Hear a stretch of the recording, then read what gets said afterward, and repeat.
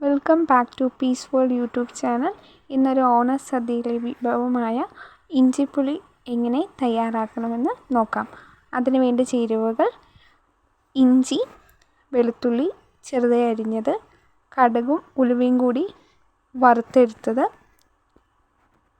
അതുപോലെ തന്നെ പുളി വെള്ളത്തിൽ കുതിർത്തിയത്, ആവശ്യത്തിന് പച്ചമുളക്, അതുപോലെ തന്നെ 2 അച്ച് ശർക്കര. ഇത്രയാണ് വേണ്ടത്. അപ്പം ഒരു മൺചട്ടിയിലാണ് ഇവിടെ തയ്യാറാക്കുന്നത്. അതിലേക്ക് കുറച്ച് വെളിച്ചെണ്ണ ഒഴിച്ച് കുറച്ച് കടുകും ഉലുവയും കൂടി ഇടാം.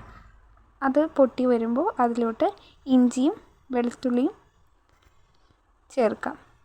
എന്നിട്ട് നന്നായിട്ടൊന്ന് മിക്സ് ചെയ്തെടുക്കുക. അതിൻ്റെ ഒരു പച്ചമണം പോകുന്ന വരെ അതൊന്ന് ഇളക്കി കൊടുക്കുക. മൺചട്ടിയിൽ വയ്ക്കുന്നതുകൊണ്ട് അത് അടി പിടിക്കാൻ ചാൻസ് ഉണ്ട്. അതുകൊണ്ട് കൈവിടാതെ തന്നെ അത് ഇളക്കി കൊടുക്കുക.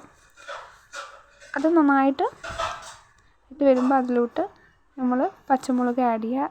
അതിന് ശേഷം പുളിവെള്ളം ഒഴിച്ചു കൊടുക്കാം. പുളിവെള്ളം ഒഴിച്ചു കൊടുത്തിട്ട് നന്നായിട്ടത് ഒന്ന് മിക്സ് ചെയ്തെടുക്കാം. ഇനി ഇതിലേക്ക് നമുക്ക് പൊടികൾ ഇട്ട് കൊടുക്കാം. കുറച്ച് മഞ്ഞൾപ്പൊടി, അതുപോലെ തന്നെ ഉപ്പ്, എന്നിട്ട് നന്നായിട്ടൊന്ന് യോജിപ്പിക്കാം. മുളക് പൊടി ഇടില്ല ഇവിടെ, അതിനാണ് പച്ചമുളക് കുറച്ച് അധികം എടുത്താൽ മതി.